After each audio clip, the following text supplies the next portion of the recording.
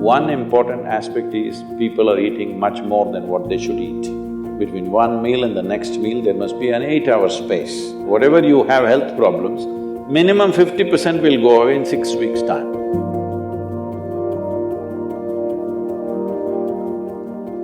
Namaskaram, Sadhguru. Fasting on auspicious days has existed in India since time immemorial, but many Indians believe that it's unscientific and illogical. Until the work on autophagy induced during fasting has been awarded the Nobel Prize. Even I started doing intermittent fasting this year. So why are such beneficial ancient practices being labeled orthodox and then immediately implemented once there is a Western approval? That's because you don't have the right color of the skin.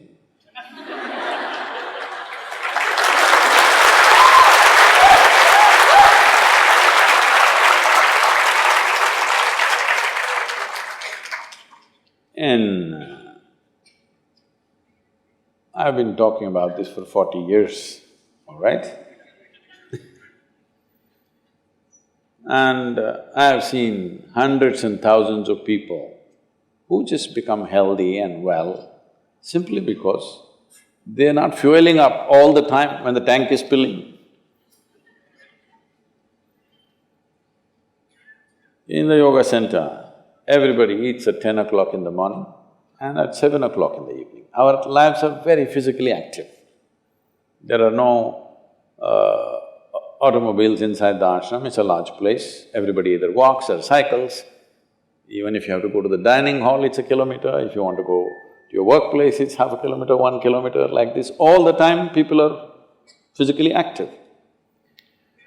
So everybody is very hungry. By the time it's 3:30, 4 o'clock in the evening, they're extremely hungry. But we learn to live with that because hunger, empty stomach and hunger are two different things. Hunger means your energy levels start dropping. But empty stomach is a good thing. In the yogic sciences, today modern science also is coming in line with this. But what we know by our experience, you will spend $1 billion to come there. Because research is all about how many $1 million, that's how it is. Your body and your brain works at its best only when your stomach is empty. So we always make sure we eat in such a way, how much ever we eat, our stomach must be always empty within 2 to 2.5 hours' time maximum. So we go to bed hungry always. People think they cannot sleep. They can sleep. On an average, for 25 years on an average, I slept only 2.5 to 3 hours. These days I'm getting little lazy and sleeping anywhere between 3.5 to 4.5 hours in spite of the level of travel that I have. When I say level of travel, if I say my level of travel in the next few days, you will fall off your chair. Yes? Should I tell you? No, not necessarily. Because in the next 10 days, I'm in 5 different countries doing I don't know how many events, all kinds of events. So, you're able to keep this up simply because you don't overeat. It's very, very important. Everybody eats 2 meals. I generally eat only 1 meal, 4:35 in the evening, because I don't like to sit in front of the plate and worry about how much to eat. I like to eat well. So, 4:35 in the evening, if I eat a meal, it's only next day. Is this enough? Am I looking okay? Hello? I'm not looking like your patient, isn't it? I'm not going to come to you because any correction and purification that needs to happen in the body, your stomach needs to be empty. It's very, very important. Otherwise, the purification on the cellular level will not happen. You pile up things and then you have all kinds of problems. The first thing is inertia in the body.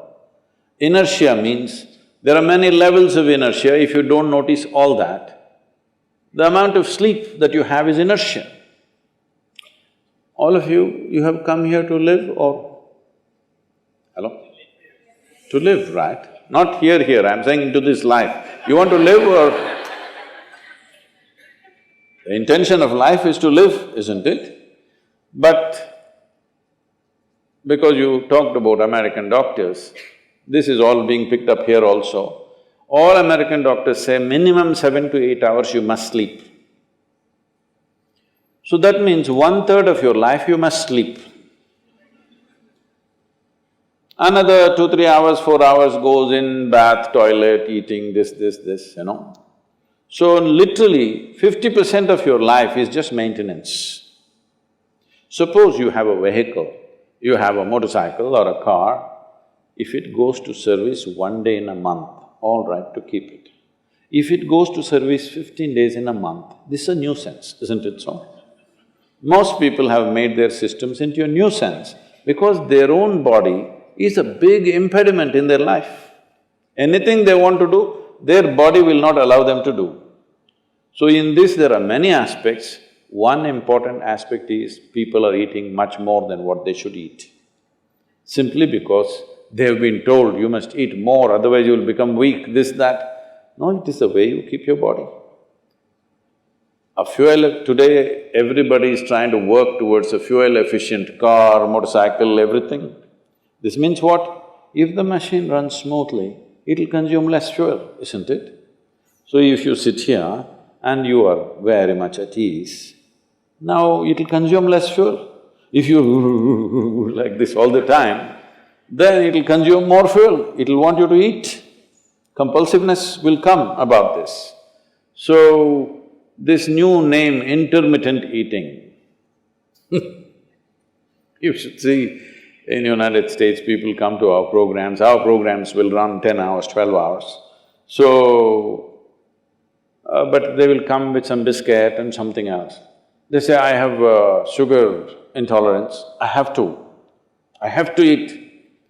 I tell them, you just be here, you're not going to die, I'll ensure, because I don't want anybody dead on my hands, all right?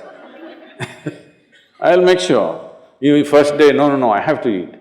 By third day, they gave up all that. 12 hours without food they sat there, they're perfectly fine. See, health is not something you can do from outside. Health is something you have to do from within. From outside, when something goes wrong, you can seek some help. But all the time something is wrong with you, this means what? You're a faulty machine. Yes? All the time something is wrong with you, why? That's not how this is designed. This is designed for health. Every cell in your body is designed to create health, isn't it? They're all working hard to create health, except you. So, minimum 8 hours gap is what is recommended in yoga. Between one meal and the next meal, there must be an 8-hour space. If you do this, you will see half your problems of health, whatever you have health problems, minimum 50% will go away in 6 weeks' time. If you do certain other things which may right now seem little extreme to you, if you have a little yogic practice, something meditative within you, then you will see 90% of your problem will go off. 10% if it still persists, we can treat it. Now, it's become like this, the healthcare systems, especially where there is heavy insurance policies. People are eating and drinking all kinds of rubbish, go to the doctor and say, fix me.